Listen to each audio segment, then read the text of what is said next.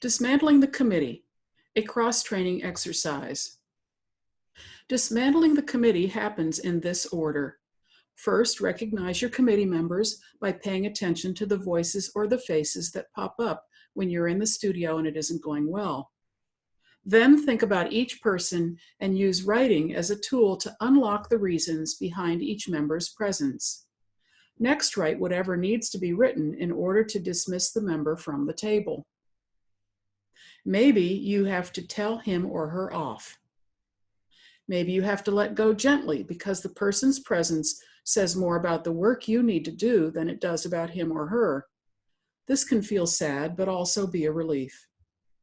Sometimes you just have to write down a few reasons a committee member is in the room and then laugh like crazy, because the whole thing is crazy, and you didn't realize it until now.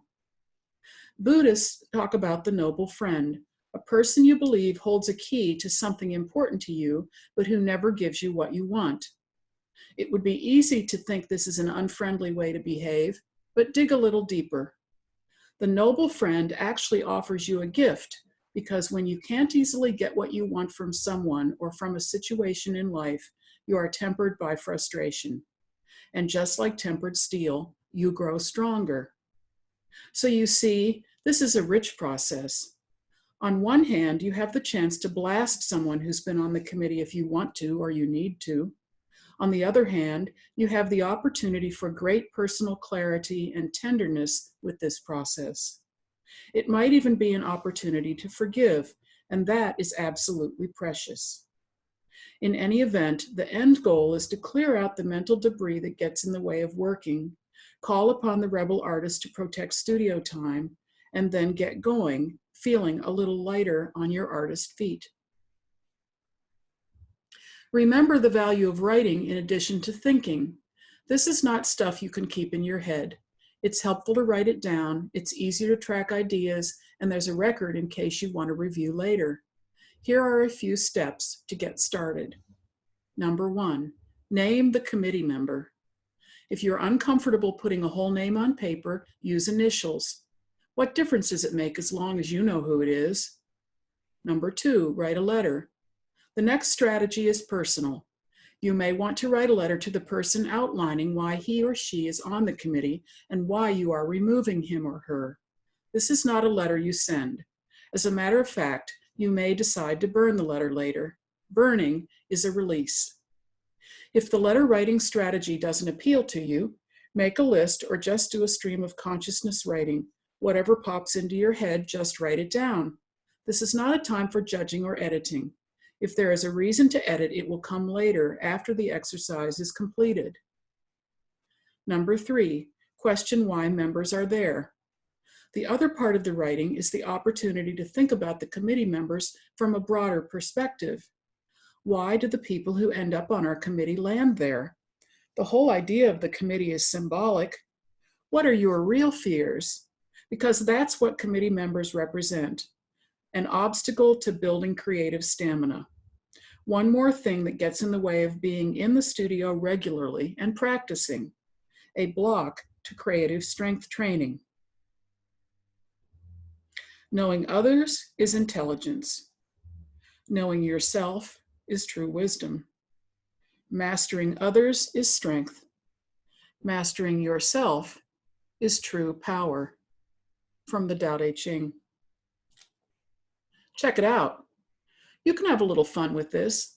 It doesn't all need to be heavy and serious. I made a collage of my committee members by cutting and pasting their heads onto a stock photo I pulled from the internet. It made me laugh and reminded me of how crazy the committee was in the first place. Or you can make something that represents your newly won freedom from your committee.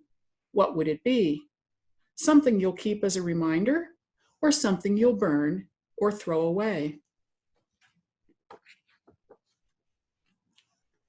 Artists respond. I drew a sketch of my committee. I could hear their voices. One who likes to pop up is a TA from basic design class in college. Good design, bad painting, C-. Another member of the committee stands behind my shoulder when I'm doing watercolors and tells me my mistakes. The third committee member is an excellent felt maker who has shown her work in the Smithsonian. She isn't critical, I'm just in awe of her. She reminds me that if I like 1 square inch of what I'm doing, I'm on the right track. The fourth critic running away in distress is a composite of all the rest. My mom, who liked to point out little things, my brother, I don't know why with him, and another guy I'll leave unnamed. He likes to tell me my work is nice, but I'll never make a living at it. I listen to audiobooks when I'm in the studio. It gets me out there instead of in the house with my nose in a book. Plus, it gives the committee something to do. They like stories, so they leave me alone. Judy Cook. Gwen Hendricks wrote, as I readied a quilt for our local guild show, a woman in the guild whom I had never met tried very hard to get on my committee. As I unpacked the quilt, she walked up and pointed at it and said, "What's that?" "What's what?" I replied. "What's that?" she reiterated, like it was some despicable piece of art cloth. "It's an art quilt." "I don't get it." She sneered and walked away. "Okay," I said to myself quietly. Later, I stood near my quilt when the judges awarded ribbons. I watched in awe as a blue ribbon was pinned to my quilt. It had won the Art Quilt Pictorial Small category. How surreal is that? Since this was my first art quilt, my first guild show, and the first judged show, that person could have done some real damage. Thankfully, years before I learned to silence the committee, I was helped by a letter from my aunt, who is a painter.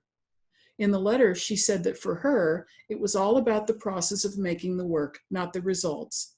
Make your work and trust to keep on making it in order to get to whatever the next step is. Don't skip any of it.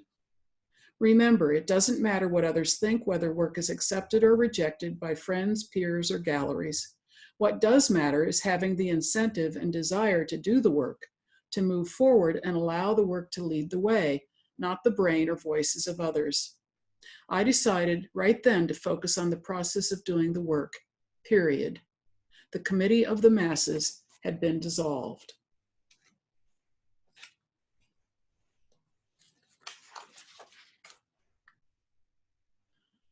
Pippa Drew wrote, my committee is a movable, faceless crowd. However, I've identified 4 familiars from my past: aunt, father, and an art professor, as well as a random male friend close to my first husband, arbitrary but vaguely representative of teenagers and parents from my hometown. My father was a man who kept himself apart. When I was 2, he and my mother divorced.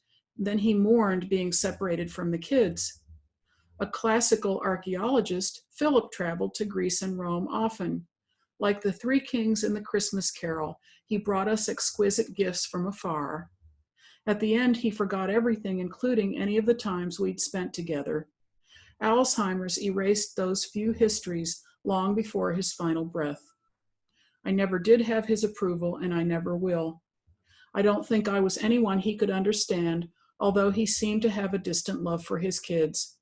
Love burned us, so I wrote him a note, and I burned the note to leave an air pocket for myself, so I could breathe before I burn away.